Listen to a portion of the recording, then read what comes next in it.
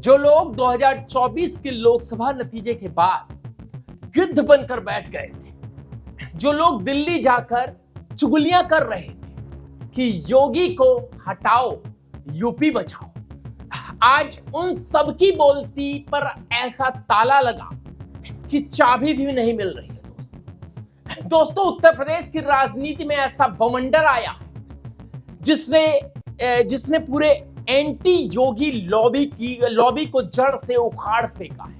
राष्ट्रीय स्वयं सेवक संघ के सर संघ चालक मोहन भागवत लखनऊ आए, सबको पता है, आपने देखा, और उन्होंने एक ऐसा ग्रीन सिग्नल दे दिया है जिसके बाद अब भारतीय जनता पार्टी के अंदर भी कोई चू चपड़ नहीं कर सकता। मैं बहुत बड़ी बात कर रहा हूं दोस्तों।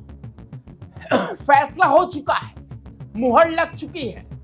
2027 का उत्तर प्रदेश विधानसभा चुनाव किसी और के नहीं बल्कि योगी आदित्यनाथ के नेतृत्व में ही लड़ा जाएगा। नमस्कार, मैं हूं सौरभ मिश्रा, आप देख रहे हैं ओनली न्यूज 24x7। आज हम करेंगे उस 40 मिनट की सीक्रेट मीटिंग का सबसे बड़ा पर्दाफाश। निराला नगर के सरस्वती शिशु मंदिर में बंद कमरे के अंदर संघ प्रमुख और मुख्यमंत्री के बीच क्या बात हुई और कैसे केशव प्रसाद मौर्य और ब्रजेश पाठक को अलग से बुलाकर बात की गई। दिल थाम कर बैठिए, क्लास लगाई गई या बात की गई, आपको समझ में आ जाएगा। दिल थाम कर बैठिए, क्योंकि आज भाजपा के अंदर की खिचड़ी और 2027 के हैट्रिक प्लान का पूरा कच्चा चिट्ठा खुलने वाला है। और आप भी योगी आदित्यनाथ के लिए अगर कुछ कमेंट्स बॉक्स में लिखना चाहते हैं तो आप लिख सकते हैं। सर संघ चालक के बारे में लिखना चाहते हैं तो अभी लिख दीजिए। दोस्तों, बुधवार की रात समय करीब 8 बजे, जगह थी लखनऊ का निराला नगर। संघ प्रमुख मोहन भागवत का अस्थायी ठिकाना।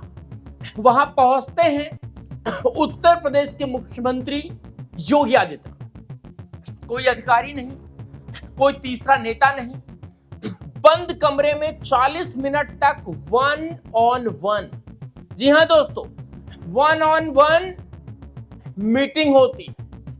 और ये 40 मिनट कोई शिष्टाचार भेंट नहीं,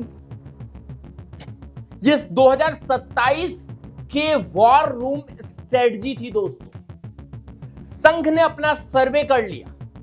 संघ जानता है कि अगर उत्तर प्रदेश में सनातन का झंडा किसी के हाथ में सुरक्षित है तो वो सिर्फ और सिर्फ योगी आदित्यनाथ है। सूत्रों के मुताबिक इस मीटिंग में संघ प्रमुख ने योगी सरकार के लॉ एंड ऑर्डर और रोहिंग्या घुसपैठियों पर की गई सख्त कार्रवाई की जमकर तारीफ की। सही सुन रहे हैं आप? यानी जिस बुलडोजर से विपक्ष और कुछ नेता डर रहे थे, उस बुलडोजर में अब आरएसएस ने डबल फ्यूल डाल दिया है। और ये मैं एक चीज और क्लियर कर रहा हूं, जो बात छन करा रही है उसको बताना बहुत जरूरी है। और उस लॉबी पर भी आते हैं जिससे लग रहा था कि योगी जी का पत्ता कटने वाला है। याद कीजिए लोकसभा का चुनाव और उस चुनाव के तुरंत बाद का दौर, कैसे कुछ नेता कह रहे थे संगठन सरकार से बड़ा है, कैसे हार का पूरा ठीकरा योगी के सिर फोड़ने की साजिश रची जा रही थी। आप भूल नहीं पाए। सुन लो कान खोलकर, आरएसएस बेवकूफ नहीं है। संघ की जड़ें जमीन तक फैली है। उन्हें पता चल गया है कि 2024 में यूपी में जो नुकसान हुआ वो योगी की वजह से नहीं बल्कि वितरघातियों और जातिवाद का जहर खोलने वालों की वजह से। बड़ा साफ है, संघ ने साफ कर दिया कि बिना योगी के यूपी में बीजेपी का लिया पार नहीं हो सकता। जो लोग दिल्ली में बैठकर मुख्यमंत्री बनने का सपना देख रहे हैं, नाम नहीं लूंगा मैं, बहुत से ऐसे नाम मीडिया में उछलकर सामने आए, उनका सपना अब 2027 तक के लिए फ्रीज हो गया है। संघ का मैसेज साफ है, या तो योगी के पीछे खड़े होकर चुनाव लड़ो या फिर घर बैठ जाओ। जी हां दोस्तों, बहुत बड़ी खबर। और एक चीज और मैं आपको बता दूं, बहुत महत्वपूर्ण, ये जो इस मीटिंग में जो सबसे दिलचस्प बात थी वो क्या थी पता है?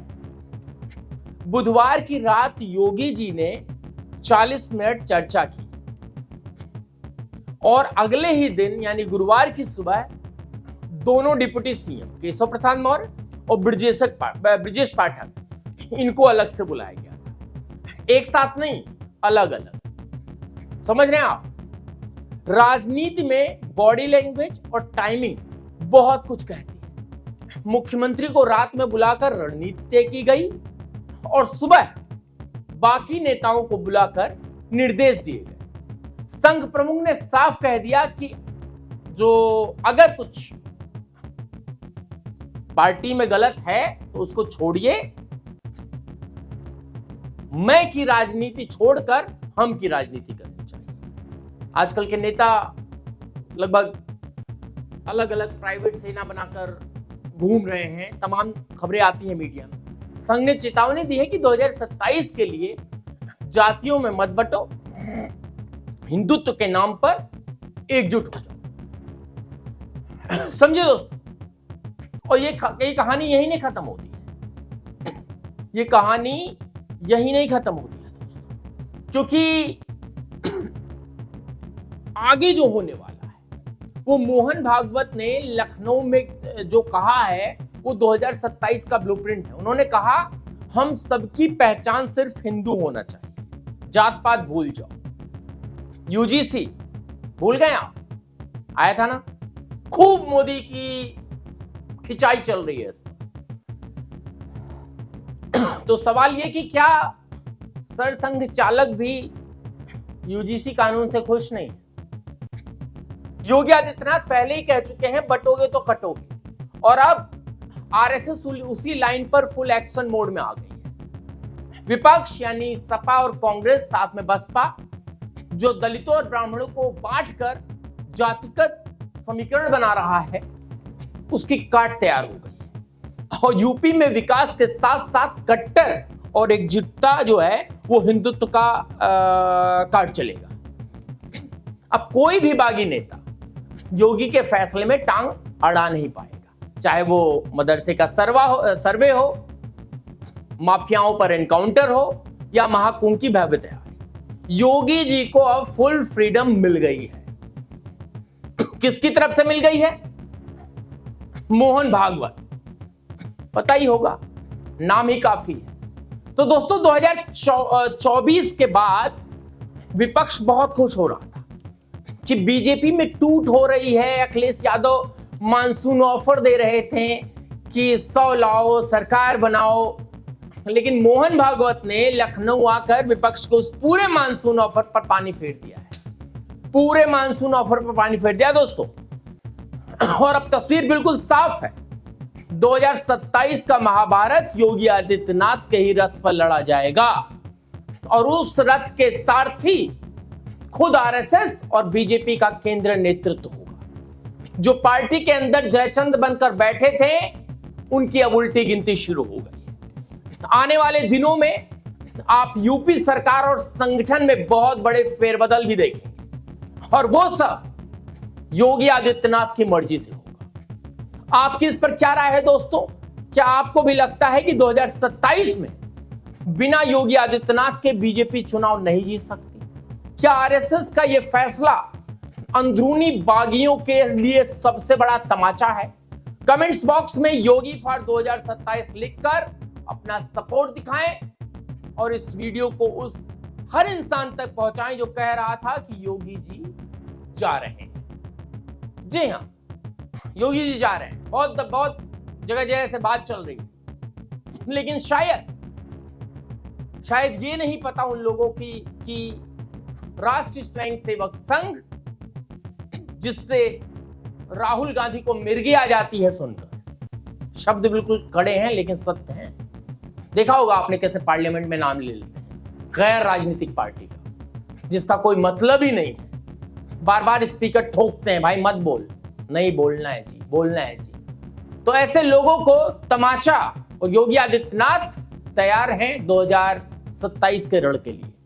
जीत पक्की है, इसलिए कह रहे हैं क्योंकि काम हुआ है और हमारा अपना सर्वे कहता है। बने रहिए, बहुत बहुत धन्यवाद।